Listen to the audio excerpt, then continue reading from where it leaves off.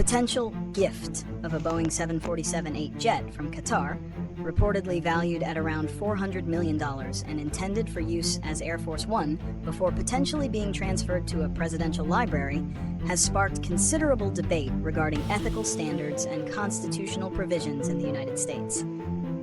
At the heart of the controversy lies the Emoluments Clause of the U.S. Constitution, Article 1, Section 9, Clause 8.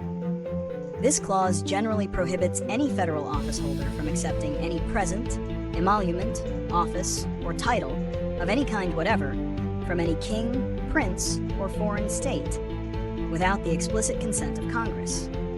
The primary purpose of this provision is to prevent foreign influence or corruption of American officials by foreign powers.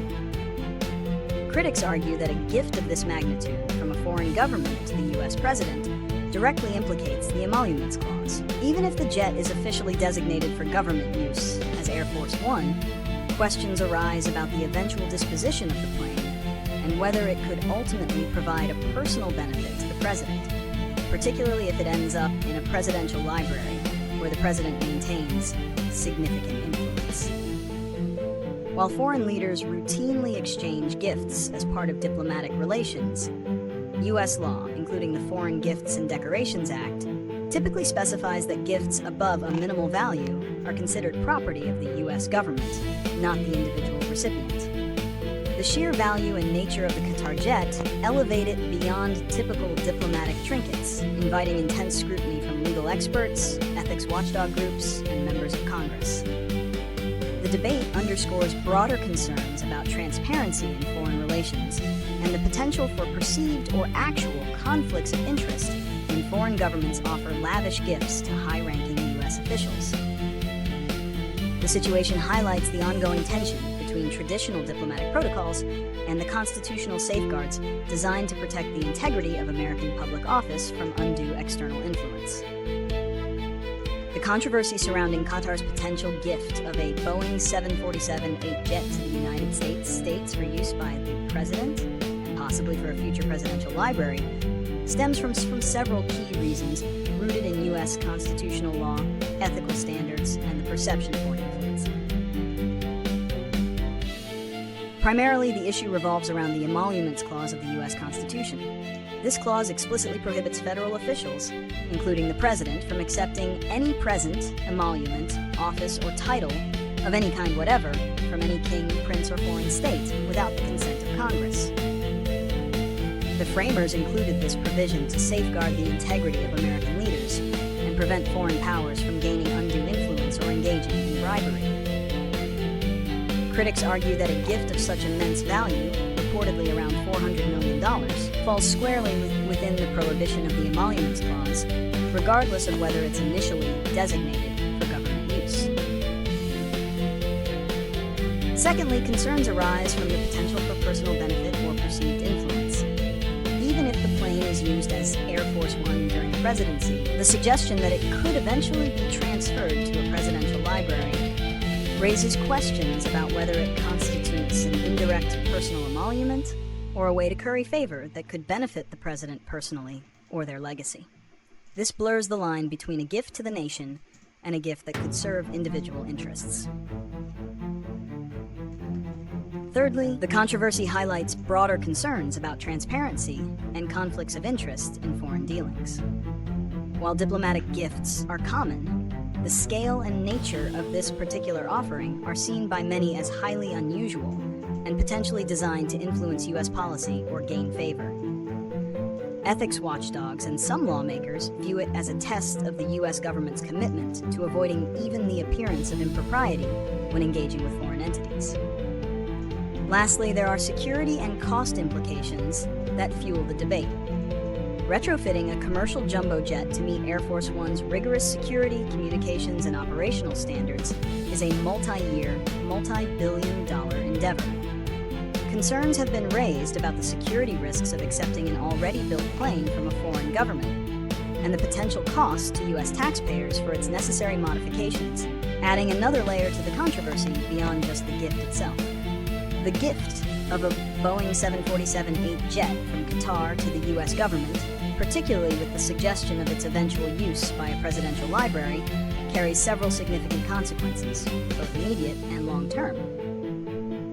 Foremost among these is the erosion of public trust and the appearance of impropriety. Regardless of legal technicalities, such a lavish gift from a foreign power creates a perception that U.S. foreign policy or presidential actions could be influenced by external donations. This undermines faith in the impartiality of government and raises questions about who truly benefits from diplomatic engagements. The optics of a nearly $500 million jet being transferred, especially with any potential link to a future presidential library, can easily be interpreted as a quid pro quo. Another critical consequence is the setting of a potentially dangerous precedent. If a gift of this magnitude is accepted without clear and robust congressional consent and strict ethical oversight, it could open the door for other foreign governments to offer similar high-value gifts in attempts to curry favor or influence U.S. officials.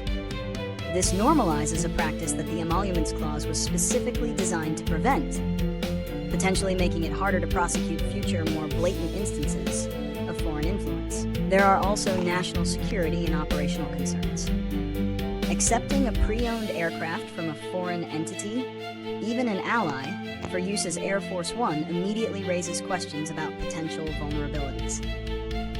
Intelligence officials and aviation experts have voiced concerns about the difficulty of thoroughly inspecting such a complex aircraft for hidden surveillance equipment or compromised systems. The extensive retrofitting required to meet Air Force One standards for security, communications, and operational capabilities would be incredibly costly and time-consuming, potentially making the gift a significant financial liability to U.S. taxpayers rather than a saving. Finally, the controversy often leads to intensified political and legal scrutiny. Ethics watchdogs, opposition lawmakers, and the media are quick to highlight such transactions, leading to calls for investigations, legislative action, and potentially protracted legal battles. This can consume valuable governmental resources and distract from other pressing policy matters, creating an ongoing political headache for the administration involved. Solutions to prevent or mitigate the issues raised by foreign gifts of high value, such as the Boeing 747-8 jet from Qatar, focus on enhancing transparency, strengthening legal enforcement, and establishing clearer ethical guidelines. The most direct solution involves strict adherence to and rigorous enforcement of the Emoluments Clause. This means that any present, emolument, office, or title of any kind whatever, from any king, prince, or foreign state, intended for a federal official, particularly the president, must be formally disclosed to and approved by Congress before acceptance. Congress should establish clear procedures for review, including public hearings if warranted, to determine whether such a gift could create a conflict of interest or undue influence. Legal experts and watchdog groups should be empowered to challenge non-compliance. Another crucial solution is to codify clear definitions and thresholds for gifts versus emoluments and to mandate public disclosure. Current laws, like the Foreign Gifts and Decorations Act, address disposition of gifts, but the Emoluments Clause's scope can be debated. Legislation could clarify that any item of substantial monetary value from a foreign government, regardless of its intended initial use, e.g. government property, must be considered for its potential to confer an indirect benefit or influence, especially when the recipient holds a position of power, like the presidency.